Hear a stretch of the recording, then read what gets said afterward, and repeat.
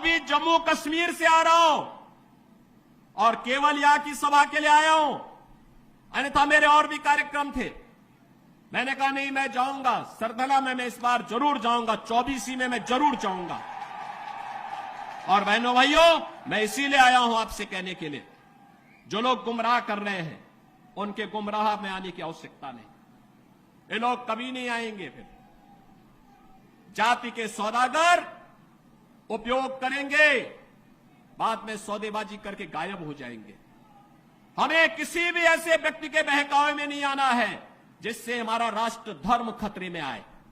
याद रखना, इस देश के राष्ट्र धर्म को हमेशा खतरा जब भी आया है, इन्हीं लोगों के कारण आया है जिन्होंने जातीयता के आधार पर समाज के सामाजिक ताने बाने को छिन्न भिन्न किया है, हमेशा छिन्न भिन्न किया है।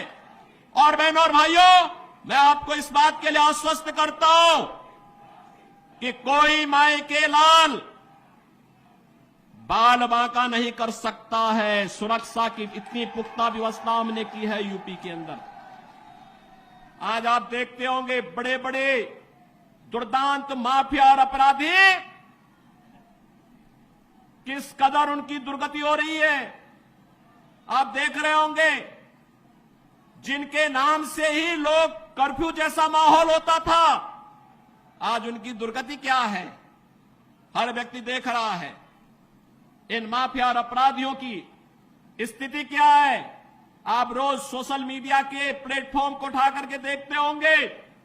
एक दुर्दांत माफिया ऐसा भी था, बहनों और भाइयों, जब समाजवादी पार्टी की सरकार के समय चलता था तो मुख्यमंत्री हो या मुख्य न्यायाधीश, इन सब के काफिले रुक जाते थे और माफिया का काफिला निकलता था।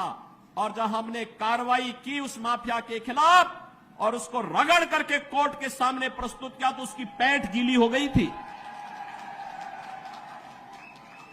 उसकी पैंट गीली हो गई थी।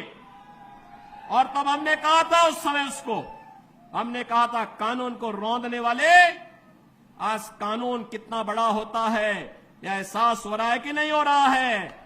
और निर्दोष लोगों को मारोगे तो मिट्टी भी नहीं मिल पाएगी। और बहनों और भाइयों, इसीलिए मैं आया हूं आपसे कहने के लिए, देखो, जिनकी गर्मी हम शांत कर चुके हैं उनको गर्म मत होने दीजिए। अब